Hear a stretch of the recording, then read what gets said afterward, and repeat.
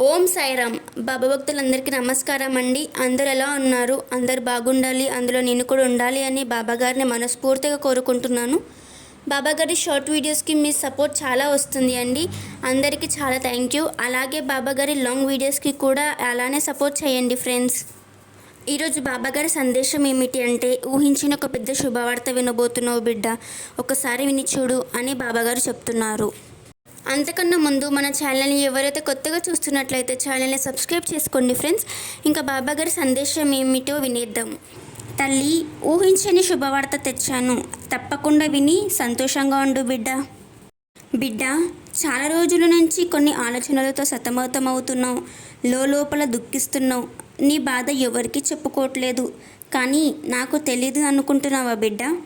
ఒక్కటి గుర్తుపెట్టుకో, నువ్వు ఎవరి దగ్గరైనా దాచవచ్చు, కానీ నీ సాయి దగ్గర మాత్రం దాచలేవు అని తెలుసుకో.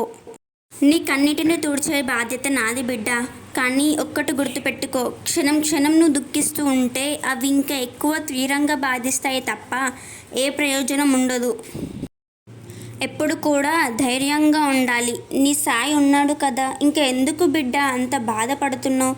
లేదా ఒక పని చెయ్యి, నీకు బాధగా ఉన్న రోజు సాయంత్రం మందిరానికి వెళ్ళి ఆ భగవంతుని అలా చూస్తూ కూర్చో, నీ బాధ కొంచెమైనా తగ్గుతుంది. అలాగే కాసేపు పూజ మందిరంలో గడపండి, మనసు ప్రశాంతంగా ఉంటుంది. ఎవరు నీతో ఉన్నా లేకపోయినా, కష్టకాలంలో అందరూ నిన్ను వదిలేసినా నీ సాయి మాత్రం సదా నీ వెంటే ఉంటాడు. నా సహకారం నీకు ఎప్పుడు లభిస్తుంది, కానీ నువ్వు మాత్రం నా మీద అనుమానాలు అపోహలతో ఉంటున్నావు. కానీ నిన్ను అలా వదిలేయను కదా, నిన్ను కష్టాల నుంచి బయట పడేయాలనే నా ఆలోచన. నువ్వు ఏదైనా సాధించగలవు అన్న నమ్మకం నీలో కలిగిస్తాను. నువ్వు ఆశయానికి గురయ్యే శుభవార్త వినబోతున్నావు, అది కూడా నువ్వు ఎన్నో రోజుల నుంచి నన్ను అడుగుతున్నావు కదా, అసలు అవుతుందా లేదా బాబా అని అడుగుతున్నావు చూడు, అదే కోరిక తీరబోతుంది. ప్రతిరోజు నీ సాయి స్మరణ చూస్తూ ఉండు, భక్తి గీతాలను వింటూ ఉండు, నీకు అంతా మంచి జరుగుతుంది. నీ జీవితం మొత్తం చదివిన వాడిని, నీ గురించి అంతా నేనే చూసుకుంటా, కాబట్టి ఇంకా దిగులు చెయ్యకు. నీ కోరిక అయితే తొందరలోనే తీరుస్తాను. కేవలం కొన్ని రోజుల తల్లి. నేను ఏదైతే చెప్పానో అది జరుగుతుంది. పెద్ద శుభవార్తతో నీకు, నీ కుటుంబానికి అంటులేని ఆనందాన్ని కలిగించబోతున్నాను. అంతవరకు శ్రద్ధ సబురితో ఎదురు చూస్తూ ఉండు బిడ్డ.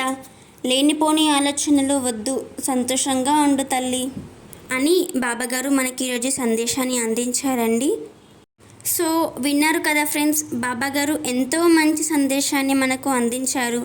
ఈ సందేశం కనుక మీకు నచ్చితే లైక్ చేయండి, మన ఛానల్ని సబ్స్క్రైబ్ చేసుకోండి ఫ్రెండ్స్.